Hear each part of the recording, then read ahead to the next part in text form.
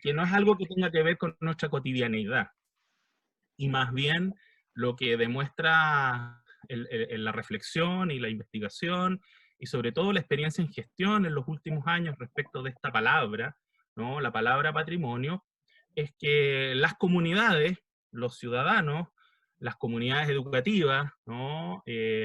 Distintos tipos de grupos etarios, ¿no? Ya sea los más viejos de la sociedad o los más jóvenes, los más chiquititos de esta sociedad, son y cumplen un rol muy importante en valorar esto que consideramos como importante y por lo tanto como patrimonio. No es para nadie un misterio, ¿no? Y por eso voy a mostrar una serie de imágenes alegóricas a las ideas que quiero ir instalando.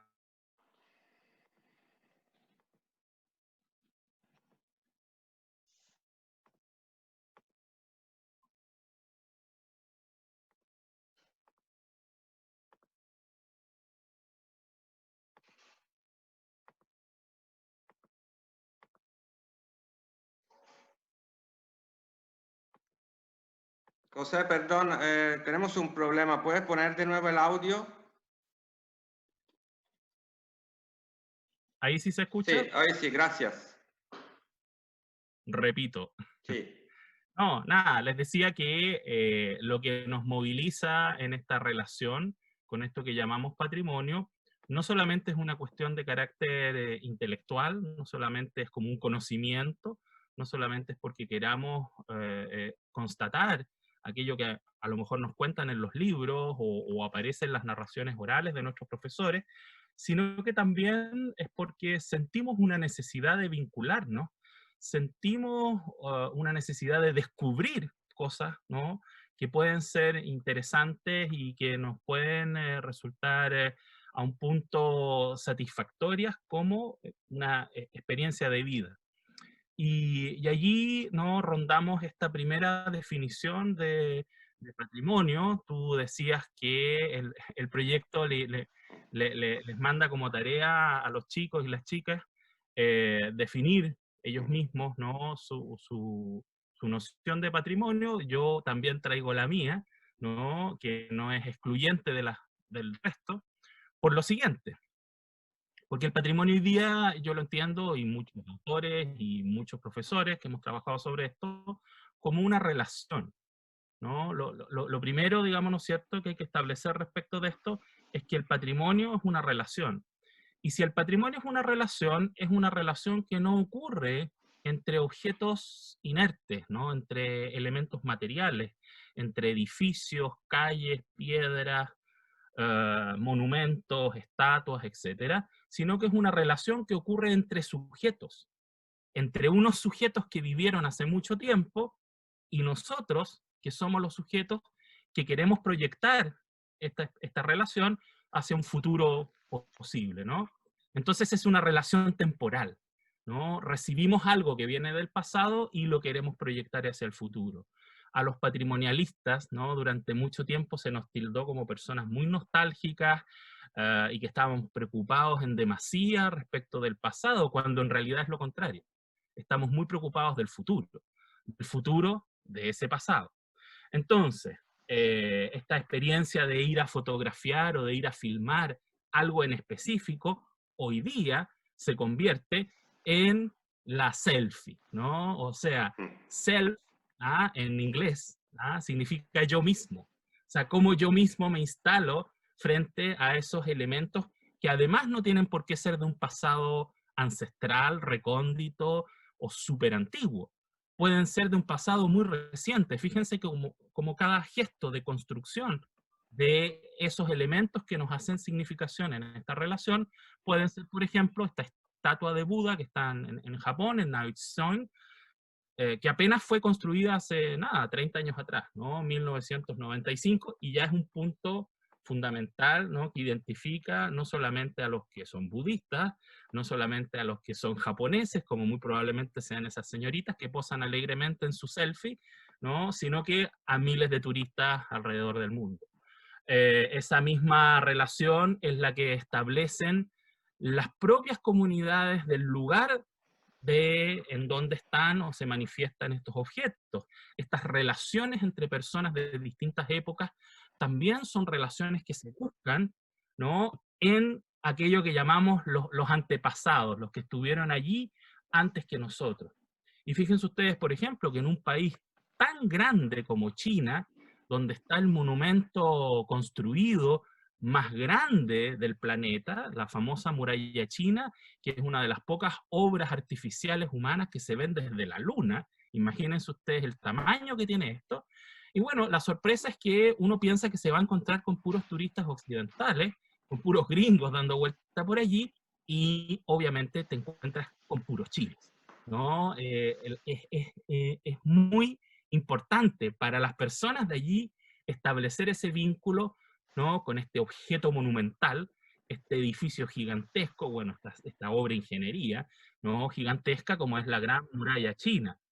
Y cuesta encontrar un turista extranjero en la Gran Muralla China. Entonces, hay también que caer en la cuenta de que aquello que es del mundo, primero es del barrio, ¿no? Primero es de la comunidad que es vecina. Primero es de nosotros, que somos los que vivimos y nos relacionamos con esto de un modo directo.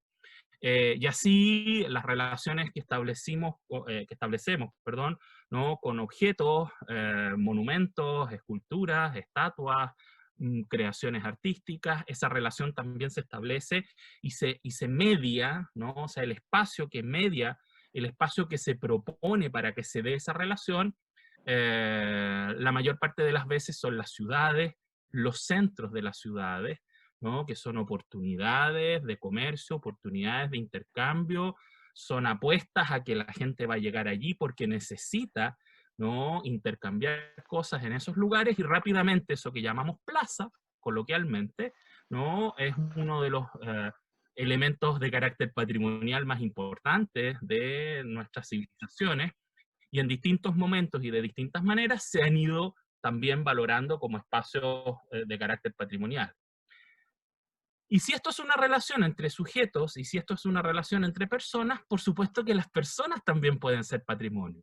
Claro que sí, ¿no? Desde hace un tiempo a esta parte también, las grandes reflexiones que se establecen a través de acuerdos, tratados internacionales, conversaciones entre países completos, ¿no?, nos han marcado esta idea de que así como las piedras, las rocas, los ladrillos, ¿no?, todos aquellos elementos materiales, el bronce, ¿no?, son capaces de construir patrimonio, evidentemente las personas también lo pueden llegar a hacer. Esta es una foto maravillosa, ¿no?, que me tocó ahí pasar por esta reunión, que era un Foro Mundial de Gastronomía Mexicana, donde se estaba valorando los modos de cocinar, los patrimonios alimentarios, los patrimonios culinarios, los productos, el hacer de las cocineras tradicionales de distintas regiones de México, en donde ellas son las grandes protagonistas, porque el hacer, ¿no? El hacer a la manera de, el mantener una tradición en ese hacer, es tan fundamental como el resultado, que en el caso de la comida, por supuesto, va directo a la boca y al estómago de cada cual y supuestamente desaparece. Sin embargo, el sabor no desaparece. Ah, ¿se fijan? O sea, nosotros tenemos el recuerdo de eso que nos gusta, que nos cocine nuestra abuelita o nuestra mamá. Esa es una experiencia cotidiana que tenemos cada cual en sus casas, ¿no? Y evidentemente esa memoria del sabor, ¿se fijan? La memoria no solamente está acá en la cabeza, la memoria no solamente está en los oídos o en la vista, también la memoria está en el olfato, vaya que huelen rico las comidas bien preparadas, y por supuesto, ¿no?, insistimos en esto del sabor. Y por eso que si ven en primer plano, todo este frenesí, ¿no?, toda esta emoción que causa entre la gente que fotografía a estas señoras cocineras, como si fueran unas verdaderas rockstars, ¿no? Así como las grandes protagonistas, que lo son, evidentemente, de esta consideración sobre esto que se ha venido a denominar el patrimonio intangible o patrimonio inmaterial. Así las cosas, y les vuelvo a insistir, ¿no? Mi planteo en base a estas imágenes es que el patrimonio es una relación, el patrimonio aparece ahí entre medio de dos sujetos, ¿no?, que en el objeto encuentran este espacio de relación. Les quiero traer les quiero presentar, ¿no?, a un autor, va a ser el único autor que les voy a presentar, no se asusten. pero que realmente es un viejo fantástico, ¿no? Freeman Tilden es un naturalista norteamericano de Estados Unidos, que fue uno de los primeros, ¿no es cierto?, no solamente autores, sino que gestores, ¿no? Uno de los primeros profesionales que instaló por allá por la década del 50, después de la Segunda Guerra Mundial, en el periodo de posguerra, esta idea de que la naturaleza hay que cuidar, ¿no? Hoy día todos estamos absolutamente claros en eso, no hay ni que insistirlo, ¿no? Los más chicos lo saben incluso mejor que las generaciones de nosotros, los más viejos, digamos, ¿no es cierto?, que más de algún estropicio hemos causado en la naturaleza y que, ¿no?, somos culpables en gran medida del mundo tal cual como está hoy día. Los chicos tienen súper claro, ¿no?, que hay que conservar el medio ambiente y que hay que recuperar este medio ambiente y que hay que relacionarse de una manera muy respetuosa con la naturaleza por una razón muy básica. Nosotros, todes, somos parte de esa naturaleza. Punto. No hay otro planeta, no hay un plan B, no hay otro lugar a donde salir arrancando, no hay una nave espacial que nos vaya a llevar a todos, digamos, ¿no es cierto?, a un planeta 5 estrellas. Este es el planeta que tenemos y este planeta hay que cuidar. Pues bien, Tilden, ¿no? Freeman Tilden propone, ¿no?, una acción concreta, porque una cosa es tener clara la idea, perfecto, ¿no? Pero ahora, ¿qué hacemos con esas ideas, con esas convicciones, con esas conclusiones, ¿no? Y él dice, bueno, lo más importante es establecer una cadena de acciones que permitan finalmente proteger tanto el patrimonio de la naturaleza como el patrimonio que los seres humanos, que las sociedades a través de la historia, hemos sido capaces de construir artificialmente sobre esta naturaleza. Y él dice allí, tiene esta frase que se las marqué ahí, que es muy rotunda, creo yo, digamos, ¿cierto? Es muy precisa, no le sobra nada, ¿no? Y él dice que a través de la interpretación, o sea, primero, esto es una experiencia, yo paseo por el campo, yo transito por las ciudades, yo me movilizo, digamos, ¿no es cierto?, y me muevo constantemente por una cantidad de estímulos que pueden llegar a ser patrimonio. A través de esa interpretación, digo, ¿no?, viene la comprensión, ¿no? Yo tengo que interpretar, el sujeto es el que interpreta. No necesito que venga alguien a decirme lo que es patrimonio. ¿Se fijan? Por eso es que es tan bonita esta tarea que ustedes tienen, ¿no? Yo soy capaz de interpretar eso que pienso que es patrimonio, que siento que es patrimonio. Y esa comprensión es lo que genera el valor. Si yo comprendo, ¿no?, soy capaz de generar valor. Y, obviamente, en la medida en que valoremos, va a devenir la necesidad de proteger este patrimonio, ¿no? Este señor Freeman, además que tiene un nombre genial en inglés, Freeman es como hombre libre, ¿no? Este hombre libre, ¿no?, Don Freeman Tilden, escribe todas estas ideas después de él tener una experiencia como guardaparque en el sistema de Estados Unidos, en el National Park Service, y escribe este libro, bueno, en castellano, ¿no es cierto?, Interpretación de nuestro patrimonio, por allá por el año 1957, o sea, está planteado hace muchísimos años, ¿no?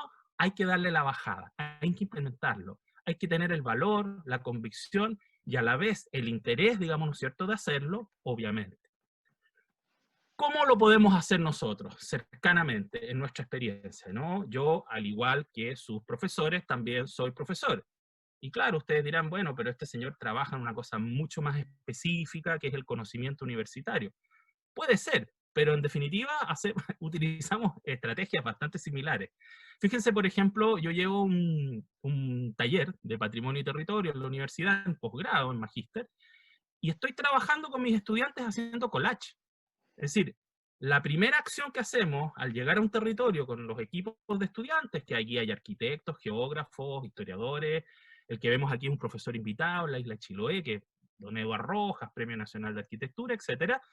Y lo primero que hacemos, ¿no?, es tratar precisamente de interpretar ese territorio sobre el cual queremos proponer cosas para mejorarlo, para mejorar la posibilidad de que su patrimonio se conserve, a través de herramientas que son bastante sencillas, pero muy eficientes, muy efectivas, porque es la sensibilidad del sujeto frente a ese medio, ¿no? Entonces, por ejemplo, una de estas estrategias es hacer collage.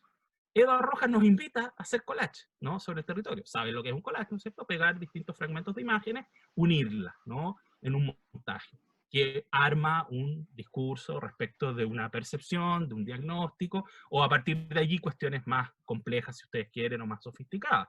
Pero parte de una cuestión que es esencial, la toma fotográfica, ¿no? Fotografiar. Bueno, esta foto revela que es muy antigua, ¿no? Porque hoy día sería un celular. Todos tenemos, ¿no es cierto? O los que no los han visto, los famosos teléfonos inteligentes, todos tenemos una máquina y todos estamos sacando fotos todo el día, cada rato, en cualquier momento y de cualquier manera.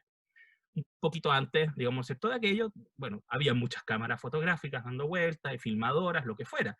Y la imagen típica, ¿no es cierto?, de la relación de ese sujeto con ese objeto es tratar de capturar la imagen, donde la imagen es, ¿no?, intencionada, no es objetiva, ¿no? Fíjense ustedes, no es una sola imagen. De hecho, esta señorita, que era una turista X, ¿no?, que estaban en Cusco, en Perú, filmando, yo como soy alto y grande y curioso, a mí me interesaba sacarle la foto a ella sacando la foto. Esa es mi relación con esa experiencia. No, a mí no me interesa la piedra de Machu Picchu, obviamente, me interesa, porque soy historiador de la arquitectura, pero en ese momento además me interesa esto otro, ¿se fijan? Entonces son distintas capas, ¿ah? Son distintos momentos de construcción de esta experiencia, de construcción de significados, y esta foto que la saqué hace, no sé, 20 años, 15 años atrás, la sigo mirando y la sigo trabajando, me sigue resultando tremendamente significativa, no solamente por la anécdota del momento, por lo que ocurrió allí, digamos, ¿no es cierto?, que les podría contar largamente, sino que por lo que va significando en relación con ese vínculo.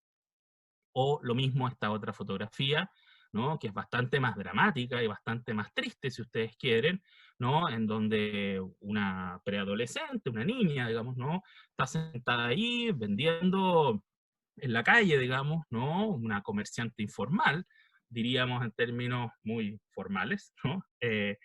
Y nada, bueno, Cartagena de Indias, una ciudad de mucho valor histórico, y en donde el letrero del dueño del portón de esa casa es: señores turistas, sálvenme, me están dejando morir, ¿no? Como el patrimonio es una relación entre sujetos, también el patrimonio es muy conflictivo, ¿no? El patrimonio es muy problemático, el patrimonio no es interpretación de una sola mirada. Y como no es interpretación de una sola mirada, basta que hayan dos miradas para que hayan dos maneras de entender ese patrimonio de un modo distinto. Y cuando esas dos miradas se separan mucho, por supuesto que se abren problemas, conflictos, ¿no? Y toda serie, digamos, ¿no es cierto?, de interpretaciones que pueden llegar a ser contrapuestas. ¿Cómo solucionar eso? ¿No? Porque es que finalmente, si lo que queremos es transmitir parte de estos objetos para que en un futuro probable se sigan armando relaciones entre esos objetos, bueno, una de las lindas maneras, ¿no?, creo yo, es que desde la misma edad que la niña que estaba vendiendo en la calle, ¿no?, para la subsistencia de su familia, esos mismos niños, ¿no?, se integren en un tiene el UNESCO, ¿no?, muy interesante, que se llama Los Patrimonitos, en donde en terreno los chicos, ¿no?, se convierten en guías de los viejos que vienen atrás, ¿no?, en relación, y esto es en la misma ciudad, en el mismo lugar, en las mismas circunstancias. Yo puedo hacerme cargo de ese valor, dando a conocer el valor que esto tiene para mí a otros, ¿no? Comunicar el valor es declarar que yo estoy de acuerdo con ese valor, ¿no? Si yo digo esto me gusta, pruébalo. Esta fruta que yo nunca he probado, qué extraña que es, mira la forma que tiene. Pélala, te enseño a pelarla, cómetela cuando esté de tal color. Y yo ahí digo, oh, mira qué rico, ¿no? Esto no es manzana y pera siempre, o naranjas y plátanos, sino que también existen, no sé, las granadas y existen los mancaki. Y me dicen, mancaki, ¿qué es eso? Bueno, hasta que se lo come y lo encuentra rico, ¿no? Entonces, hay también ahí una transmisión de información que es muy interesante y es muy importante, y hay muchos programas y proyectos hoy día en el mundo dando vueltas en relación con esto. Para que se lleven así una información, ¿no?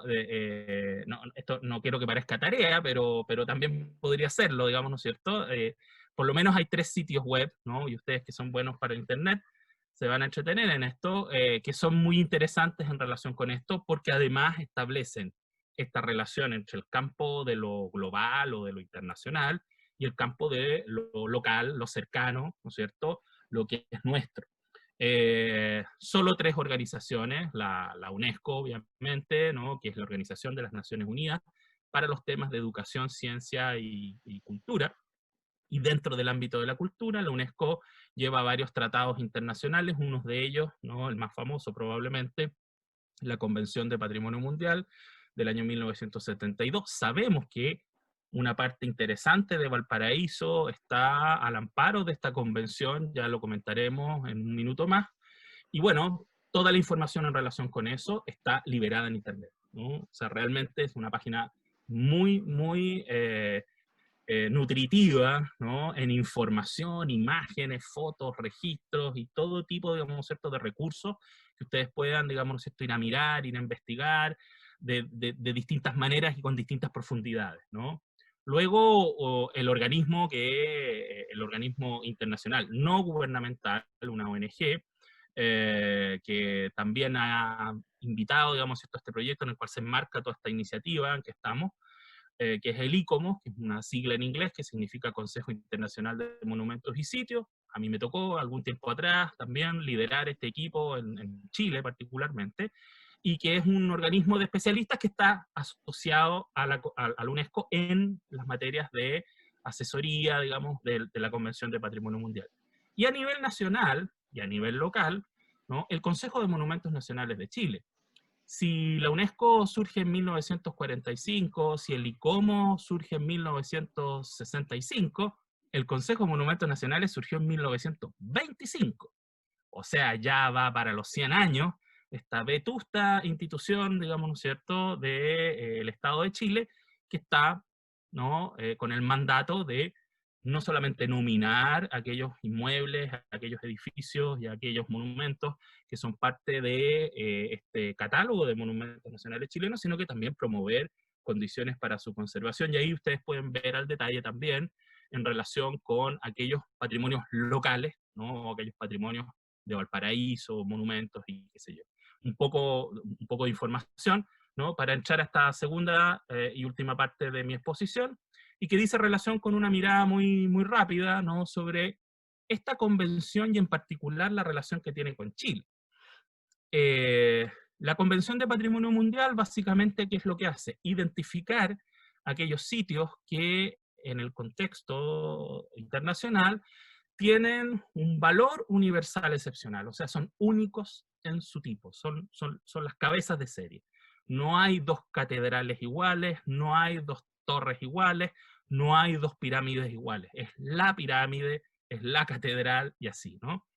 Por lo tanto, es una lista que no solamente supone, ¿no es cierto?, poner en valor, poner en circulación, hacer visibles los atributos de todos estos elementos tan valiosos que hay en distintos países del mundo, sino que, y es lo más importante, creo yo, ¿no?, promueve la cooperación internacional para su conservación a futuro, ¿no? Este es un tratado internacional que lo que hace, digamos, ¿no es cierto?, es que estos, hoy día, 1121 sitios, que están inscritos en esta lista de patrimonio mundial, operen, digamos, ¿no es cierto?, como la punta, ¿no?, como la frontera, digamos, ¿cierto?, de aquel patrimonio de todo el mundo que queremos promover para las generaciones futuras. De esos 1121 sitios en todo el mundo, ¿no?, bueno, este mapa se ve chiquitito ahí, pero podrán dimensionar, además que hay muchos de ellos, ¿no?, concentrados en el mapa europeo, y por eso que se hace ahí un zoom en la imagen, en la infografía en el mapa, ¿no?, en la zona derecha superior. En el caso chileno, tenemos 6 de estos sitios. El primero que se inscribe en la lista de Patrimonio Mundial, por allá por el año 1995, es el Parque Nacional Rapa Nui, ¿no?, la famosa Isla de Pascua, que tiene estos monumentos, ¿no es cierto?, tan particulares, tan peculiares, tan únicos e irrepetibles, ¿no es cierto?, en el mundo. Los famosos Moai, y claro, los Moai son, ¿no?, todo lo espectacular que podamos insistir, digamos, ¿cierto?, sobre sus características y sus atributos, que no tenemos tiempo en esta vuelta para hablar de aquello, pero igual de importantes que son, igual de amenazados que están, ¿no? Y en el caso de la Isla de Pascua, muy probablemente más que en ningún otro lugar de Chile, el efecto del cambio climático, habrán escuchado, ¿no es cierto?, ¿no? El bendito cambio climático genera una afectación muy importante sobre los Moai, sobre la aldea de Orongo, producto de la erosión, ¿no? Y la erosión es un fenómeno, digamos, ¿no es cierto?, que tiene que ver con el aumento también de la temperatura en el océano, con el cambio en las mareas, con la abrasividad, una palabra complicada, digamos esto, pero es como va carcomiendo la piedra, ¿no? Una salinidad, digamos, un componente químico que tiene el aire allí. Entonces, los Moai tienen un gran peligro, y ese peligro deviene de todo el mundo, porque finalmente el cambio climático es una afectación colectiva, global, sistémica, ¿no?, de todo el mundo. Pero también el problema son los turistas, ojo, ¿no? Porque cada vez que yo me acerco a un Moai y lo toco, por más que esto sea de una piedra invencible, según mis humanas lógicas, eh, un daño. Esto es lo que se llama el impacto acumulativo, ¿no? Y no solamente pensemos en las manos de curiosos turistas, sino que, por ejemplo, en los animales silvestres o asilvestrados que están en la isla de Pascua, o si yo, ¿no?, soy un pascuense que tengo un par de caballos y los dejo andando por allí, ¿no?, a pleno campo en un parque arqueológico lleno de moais, que claro, los caballos se rascan con los moais, ¿no?, que es un espectáculo muy curioso y anecdótico, pero tremendamente dañino a la naturaleza material, digamos, ¿cierto?, de este bien. La isla de Pascua tiene muchos desafíos en su conservación, ¿no?, derivados de estas razones, digamos, ¿cierto?, y de esto que les acabo de comentar. El segundo sitio que está inscrito en la lista de Patrimonio Mundial por parte del Estado chileno es un conjunto de iglesias, ¿no?, que pertenecen a una tipología, o sea, una manera de construir estas iglesias que son de madera, en el sur de Chile, a fines del siglo XVIII, y la mayoría son desarrolladas en el siglo XIX, que son las famosas iglesias de Chiloé, ¿no? Este archipiélago, con esta gran isla, ¿no? Que está en la región de los lagos, y que a partir del año 2000, 14 de estas iglesias, después se incorporaron dos más, ¿no? En total 16 de estas iglesias, ¿no?, entran a este régimen de protección, y esto también, ¿no?, seguramente lo habrán visto o habrán sabido de aquello, digamos, esto han tenido también una serie de problemas. Básicamente dos, ¿no? Uno, el estado de conservación, producto de que los deterioros materiales son muy rápidos, porque la madera, ¿no?, se deteriora mucho más rápido que la piedra, y sobre todo en estas condiciones de sobresaturación de humedad, digamos, sobresaturación hídrica. Pero el gran antídoto a ello son las comunidades, ¿no? Porque hay comunidades que fervorosamente siguen utilizando estos templos. Estos no son monumentos de una civilización desaparecida, estos son monumentos que están en uso, son iglesias que están en uso, no un uso intensivo como en una ciudad muy habitada, pero uso en fin y al cabo, un uso ceremonial, un uso religioso, por una serie, digamos, esto de calendarios en el año en que se les usa, ¿no?, y se les utiliza como tal. Y por lo tanto hay una necesidad de un grupo de personas por conservar eso, un interés, digamos, ¿cierto?, por conservar eso, ¿no? Ese es un ejemplo, digamos, ¿cierto?, asociado además a un contexto cultural que, claro, ha ido mutando en los últimos años. Muy probablemente el ejemplo más brutal de ese cambio, esa mutación, sea el instalar un tremendo edificio ahí, digamos, ¿cierto?, con un mall, con un shopping, muy cerca de la iglesia de San Francisco de Castro. Pero pese a todo, ¿no?, que quiero ver un poco el lado más positivo, ¿no es cierto?, los famosos palafitos también han dado respuesta a esa mutación, ¿no?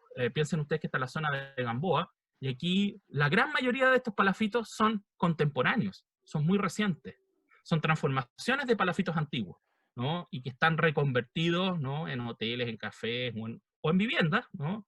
Pero siguen manteniendo, de alguna manera, un modo de vida muy peculiar asociado, digamos, ¿cierto?, a esta situación chilota.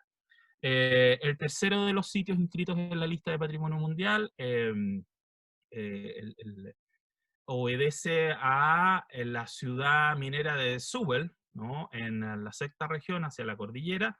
Este es un caso bastante peculiar, ¿no?, porque aquí en condiciones muy aisladas, propias de la actividad minera, que además es muy representativa, o totalmente representativa de la economía nacional, ¿no? Producto de la extracción del cobre. Esto está al lado de la mina El Teniente, y que en algún momento de su historia, por el modo, digamos, ¿cierto?, en que la tecnología imponía el trabajo de la minería, los mineros vivían, ¿no?, al lado, digamos, ¿no es cierto?, de su yacimiento, y por lo tanto al lado de su trabajo. Hoy día eso no es necesario, y de hecho hoy día eso no es necesario porque además hubo en un momento un problema muy complejo de contaminación y de saturación ambiental de esa zona, y por lo tanto hacía recomendable que la gente no viviera al lado de este yacimiento minero. Sin embargo, quedó esto. Este sitio tiene condiciones de conservación muy extraordinarias porque es un sitio muy cerrado, muy difícil de acceder, de acceso totalmente controlado porque pertenece a Codelco, pertenece a la empresa, digamos, ¿no es cierto?, minera, y por lo tanto habían como dos opciones: o dejarlo morir así, ¿no?, casi que se convirtiera en una ruina, o potenciarlo como un gran patrimonio, primero de las comunidades mineras que allí vivieron, nacieron, ¿no? Porque aquí habían hospitales, ahí vemos, digamos, ¿no es cierto?, la Posta Azul todavía existe, ¿no? Habían hospitales, habían colegios de infantes, colegios mayores, habían todo tipo, digamos, ¿cierto?, de equipamientos para desarrollar la vida cotidiana en estas ciudades artificiales, ¿no? O como llamaron los empresarios norteamericanos que las promovieron a principios del siglo XX, las company towns, las ciudades de las compañías mineras. Y bueno, y ahí tenemos la ciudad minera de Suber, ¿no?, Patrimonio Mundial a partir del año 2006. José, perdón. Lamentablemente está terminando el tiempo porque no logré tener un link que dure mucho. Yo propongo, si todos Le están doy de un... acuerdo, no, de entrar de nuevo en el Ah, mismo bueno, link y así terminamos porque es muy, muy buena, muy linda tu exposición. Así que nos bueno, vemos en 5 minutos más en el mismo link, si están de ya acuerdo. ¿Vale? Gracias. quedamos justo con Valparaíso. Sí. Nos vemos en un ratito. Dale.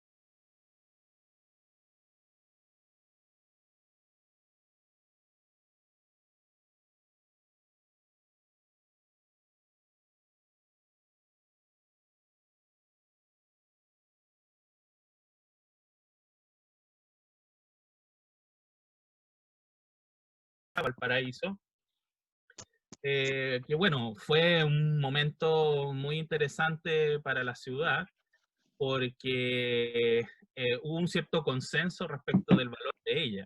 Y no es que antes no hubiéramos tenido algunas iniciativas o algunas ideas en torno a ese valor, pero muy probablemente estaban bastante disociadas. Por un lado, las universidades, los académicos, los especialistas; por otro lado, ¿no?, las distintas fuerzas vivas de la ciudad, y los que administran la ciudad, ¿no? O sea, los políticos. No deja de ser importante que en algún momento de los años 90 los políticos no estaban muy en la línea de proteger nada, y le descubrieron, digamos, ¿no es cierto?, un cierto interés a esto, y bueno, finalmente terminamos el año 2003 con este estatus, ¿no?, que en nuestra experiencia cotidiana puede ser un poquito, diríamos, ¿no?, dudosa, porque uno dice, bueno, a ver, ¿dónde está ese valor? Y la contrapregunta sería, ¿y qué haces tú porque ese valor se mantenga? Entonces hay un cuento en las ciudades sobre todo, porque cuando uno piensa en un solo monumento, en un solo edificio, ¿no? O sea, en una pirámide, o en la Torre de Pisa, ¿no? Ya, pongamos un ejemplo italiano.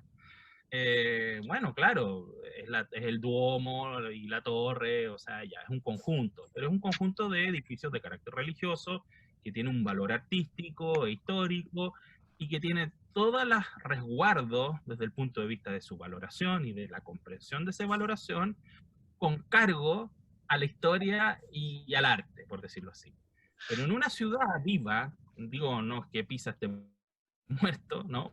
En una ciudad dinámica, en una ciudad que integra estos elementos antiguos con elementos nuevos y que tiene muchas fragilidades, muchas amenazas y muchas situaciones muy complejas, bueno, mantener esa convicción en base a solo dos variables, no, es que Valparaíso es importante porque la historia de Valparaíso, y nos vamos por ese lado, o, no, mira, es que Valparaíso es importante porque son tan lindos los cerros, y nos vamos por ese otro lado, nos olvida una cuestión que incluso la UNESCO en su día la tuvo bastante clara cuando le pone como título a este sitio de patrimonio mundial, ya lo verán ustedes anotado ahí arriba, no Valparaíso, a secas, o la ciudad de Valparaíso, sino que habla de los barrios históricos de la ciudad puerto de Valparaíso. Entonces, claro, uno cambia la perspectiva cuando desde la torre de la iglesia de la matriz uno mira en dirección hacia el mar, porque si es puerto, es porque, bueno, hay una función allí que históricamente cumplió un ciclo y que hoy día contemporáneamente sigue, ¿no?, vinculada, ¿no?, a la ciudad, con sus complejidades, con sus conflictos y con sus problemas. Sin embargo, esta foto a mí me gusta mucho siempre. Cuando yo hago terreno y hacemos caminatas por Valparaíso, siempre parto por este punto que está allí en Playa Ancha, en la calle Errázuriz, miramos hacia abajo, ¿y qué es lo que vemos allá abajo, chiquitito? ¿No? El primer monumento nacional de Valparaíso, no sé si ustedes sabían aquello, ¿no? El año 1936 se declara la batería esta de Santa Bárbara allá abajo, monumento nacional. No fue ni la iglesia en la matriz, ni la Plaza de la Victoria, ni ningún edificio que se nos ocurra, ¿no?, sino que fue ese elemento que tiene que ver con la protección de Valparaíso en tanto puerto ya no solo comercial, sino que militar también, función histórica que cumplió en su día. Entonces, pensar que hoy día ese monumento, que es el primer monumento nacional declarado en la ciudad de Valparaíso, está en medio de todo esto que conocemos muy bien, ¿no es cierto?, y que lo vemos en nuestro tránsito cotidiano por la ciudad, que si el Espigón, la primera zona naval, que si el TPS, que si la playa San Mateo, etcétera, etcétera, etcétera, que la conexión hacia Playa Ancha, no les voy a contar a ustedes, ¿no?, que transitan por aquí, nos ofrece esa complementariedad a esta idea, ¿no es cierto?, tan compleja de abordar y que produce que Valparaíso, la situación Valparaíso, haya generado una discusión a nivel internacional de tal magnitud que incluso tuvo que cambiar, ¿no?, las maneras que teníamos hasta esos momentos para referirnos a los valores históricos de una ciudad. Esto no es un casco histórico, no es una ciudad histórica, esto es un paisaje histórico urbano.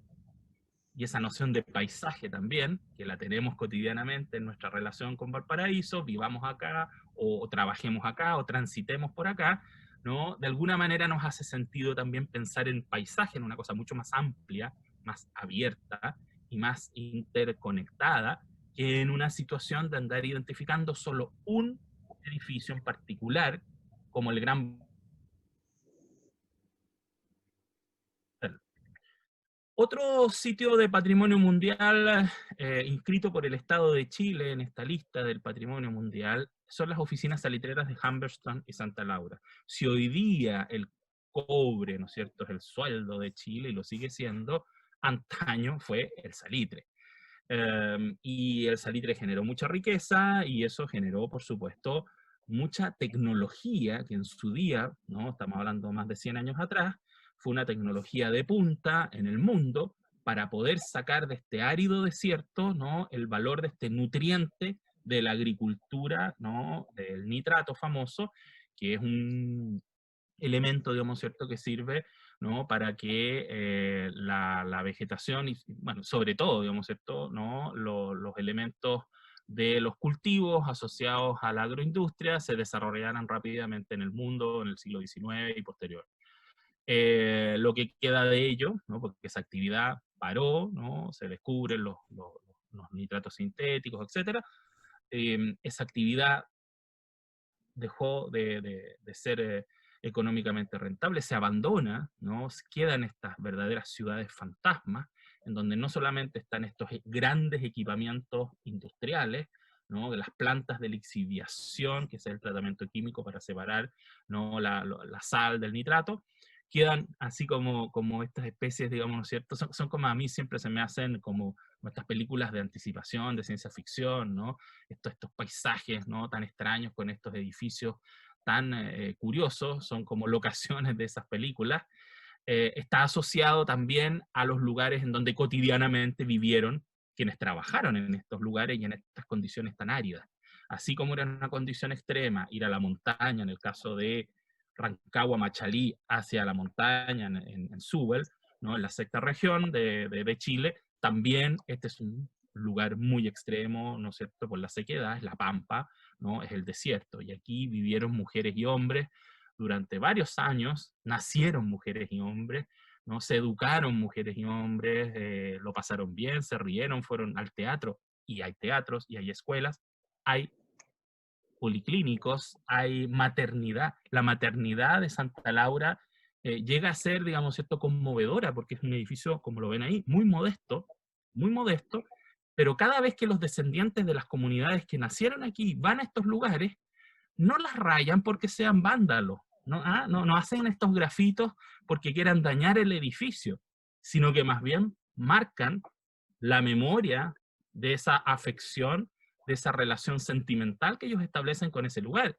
Entonces, cuando uno llega a este lugar y ve que alguien rayó aquí, aquí nació mi papito, Mario, Collado, Rojas, uno dice, bueno, aquí realmente esa relación con la materialidad trasciende una cierta idea abstracta, una cierta idea, digamos, cierto, sin vinculación o sin relación afectiva que pudiéramos tener en relación con esa materialidad. Y finalmente, ¿no?, el último sitio que Chile inscribió en la lista de Patrimonio Mundial, en conjunto con 5 países más, y este es un proyecto muy ambicioso, ¿no?, es el Capac Ñan. Esa palabra tan rara, tan extraña, está dicha en quechua, y podría ser traducida al español como el camino principal andino. En algún momento se conoció esto también como el camino del Inca, pero es mucho más que solamente el periodo en que los incas utilizan este camino que ya venía de antes.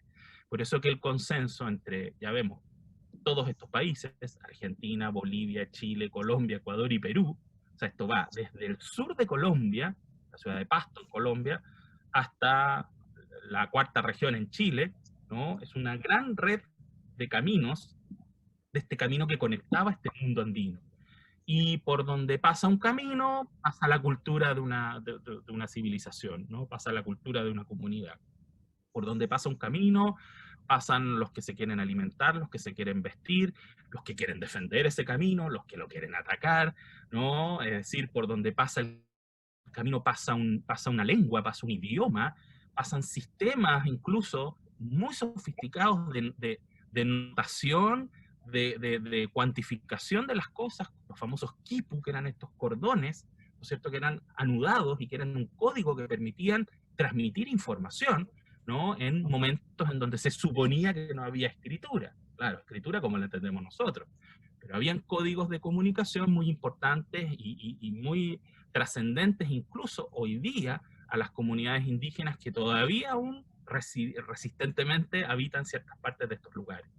Y claro, cuando uno piensa en el camino del Inca solamente, uno se imagina, bueno, Perú, el Cusco, Machu Picchu, ¿no?, unos monumentos enormes, digamos, ¿no es cierto?, muy evidentes desde el punto de vista de su construcción y su materialidad, de una escala mayor, ¿no? Pero cuando uno piensa en que el camino del Inca, bueno, insisto, era un camino, ¿no? Y este camino principal andino, o este Capac Ñan, era una ruta, con lo que nos vamos a encontrar en Chile es con esto, ¿no? Esto está de Arica hacia la cordillera, en Zapahuira, ¿no?, donde hay un tambo era una pequeña construcción que permitía repostar a los que caminaban, ¿no? Era como una posada, era como un hotel, muy modesto, digamos, ¿no es cierto?, un lugar donde se acopiaban alimentos y donde habían posibilidades, digamos, ¿cierto?, de orientación y diálogo y comunicación, protección de la noche, del frío que hace aquí en la noche, que es enorme, ¿no?, etcétera, etcétera. Este camino del Inca está inscrito en la lista de Patrimonio Mundial como una tipología de patrimonio de las más complejas, ¿no? Esto se denomina un itinerario cultural.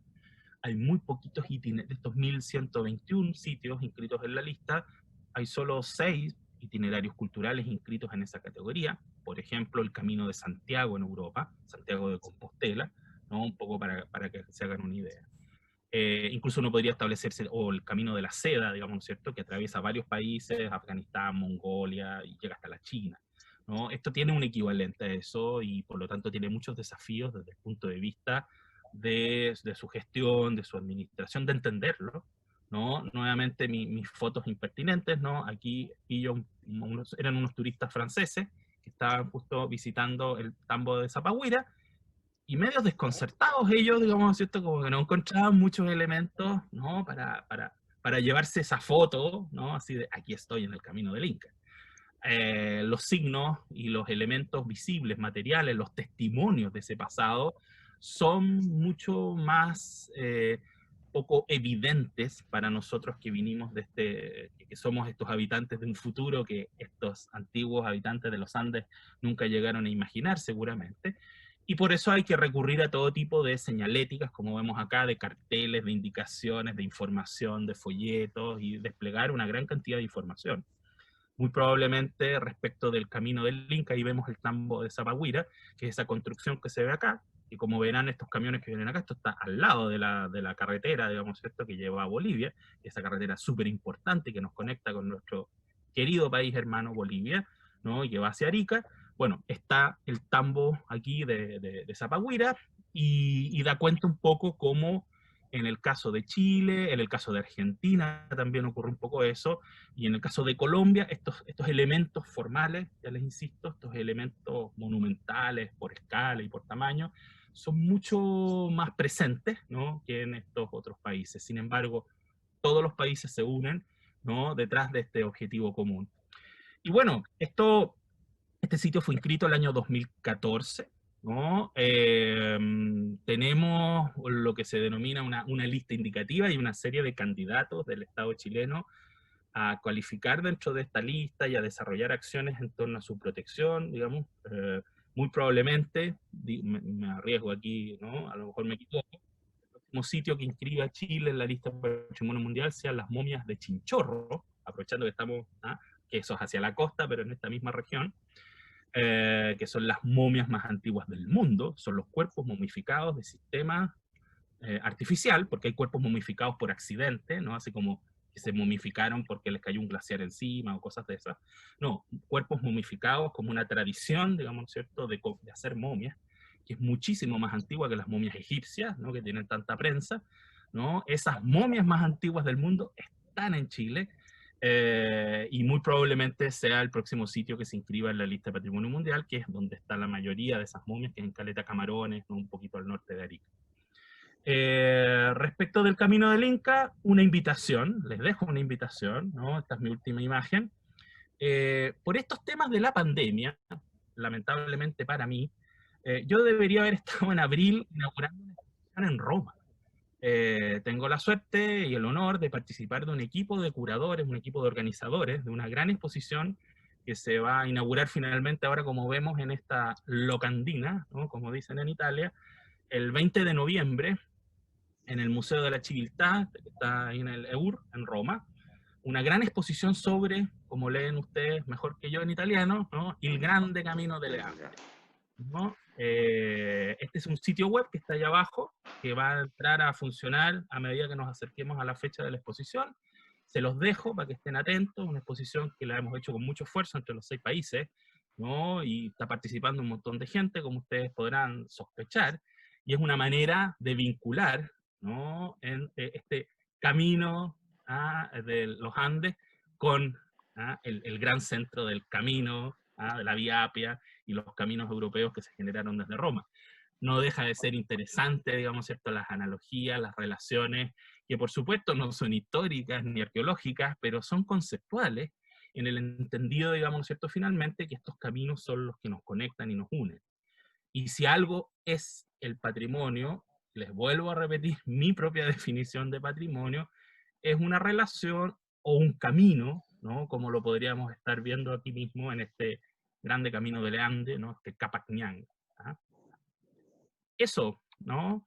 y nada, si quieren preguntar cosas, Sí, pregunten. no, primero que todo, José, gracias por tu exposición, porque creo que pasaste en el instituto, antes que todo dijiste que, y lo encuentro importantísimo, que cada uno de nosotros debería tener su propia idea de patrimonio, nadie debería imponernos una idea en particular de patrimonio. Después me encantó tu pasaje, tu camino desde el global, desde qué es el patrimonio del mundial. Recuerdo que sí, mucho, el 70% creo está en Italia de ese patrimonio UNESCO. Y llegaste a nuestro país, que es el país donde vivimos, y en particular yo, en este caso, te tengo una pregunta sobre Valparaíso, que es la ciudad donde vivimos nosotros ambos. Y la pregunta es si para ti es una buena idea en un proceso que se acerca al constituyente. No sabemos cuáles son los resultados, pero en el caso que sí se abra una convención constituyente, si es una buena idea poner el patrimonio como centro, como punto en una nueva constitución y su protección, sobre todo, dado que encuentro que una de las cosas que afecta a Valparaíso y la protección de su patrimonio es, creo, el excesivo centralismo. Pueda que me equivoque o que es típico del Estado de Chile. Esa era mi pregunta. Bueno, mira, déjame decirte que tu pregunta tiene mucho eco, y no porque, no porque lo diga alguien que se dedica a estos temas, sino que a mí me sorprendió muchísimo cuando en el gobierno anterior de la presidenta Bachelet se levantó un incipiente, ¿no? Sí, Diríamos, ¿no es cierto?, proceso constituyente, así se llamó, sí, y los primeros resultados de las personas que se juntaban en sus casas a hacer estas especies, digamos, ¿cierto?, como de terapias, digamos, ¿cierto?, de qué queremos, ¿no?, para el sí, Chile del futuro y tal. Uno de los temas que apareció es que la Constitución debería activamente, ¿no?, promover la defensa del medio ambiente y guión patrimonio. Porque ya no solamente el patrimonio se entiende como algo que esté dentro de los museos, o que sea el privilegio, digamos, ¿cierto?, de quienes puedan viajar, o quienes se interesen y lean libros, etcétera, sino que es parte de nuestras calidades de vida. sí, En particular, ¿no? Y para insistir con Valparaíso, muy probablemente los que vivimos en Valparaíso tengamos una enorme cantidad de problemas, pero también tenemos una enorme cantidad de ventajas y de cosas que son muy atractivas para nosotros como simples ciudadanos, digamos, ¿cierto? De vivir en una ciudad de esta naturaleza y de estas características, que tiene que ver mucho con lo que supone su valor patrimonial, ¿no? Entonces, si, no sé, si Valparaíso es una ciudad absolutamente heterogénea, ¿no? O sea, de múltiples, ¿ah?, componentes sociales, económicos, de muchos modos de vivir, digamos, ¿cierto?, muy distintas. Esa diversidad, si uno la compara con ciudades como Santiago, por ejemplo, en donde, claro, hay una diversidad, pero está toda compartimentada, ¿ah?, puesta en casilleros, ¿no? Y de acá a allá es el barrio en donde se vive de tal manera y se funciona de tal otra, y de acá a allá, ¿no?, la famosa segregación. Entonces, ese tipo de cuestiones, digamos, ¿cierto?, son muy interesantes en ciudades como Valparaíso, y tienen que ver con esta dimensión política del patrimonio, porque es polis, ¿no?, porque es ciudad y porque es parte de nuestra organización como personas.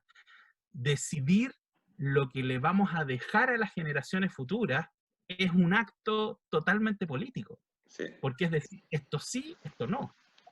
¿Ah? Entonces, ojo con eso. Y yo partí diciendo que esto tenía que ver, en el caso de Tillman, por ejemplo, que es este norteamericano, con la cuestión del medio ambiente, y que es fundamental, ¿no? Es decir, decidir si queremos seguir viviendo de esta manera o de tal otra. Es una cuestión que hoy día yo creo que está en la conciencia de muchos, y que deja de ser, te insisto, esta cosa tan específica, tan de nicho, que ahora yo me puedo poner esa camiseta porque, claro, yo soy historiador del arte y vengo del súper nicho del asunto, ¿no? Pero no solamente por eso, digamos, ¿no es cierto?, es que yo le encuentro sentido a esto, ¿no? Y ya, claro, estará el trabajo técnico y estarán los conservadores, los restauradores, los arqueólogos y toda esta gente rara que se dedica específicamente, digamos, ¿no es cierto?, a trabajar con esto, ¿no? Pero tiene esta otra dimensión que es colectiva, siempre, que no se la podemos sacar, no podemos escindir. Y un Estado que nos quiere representar a todos, todes, todas, ¿no? Tiene que hacerse cargo de esa dimensión amplia, Sí. sin duda. Gracias, Yo creo José. Sí. ¿Puedes dejar de compartir para ver si hay alguna otra pregunta o si hacer los saludos finales, por favor? Gracias.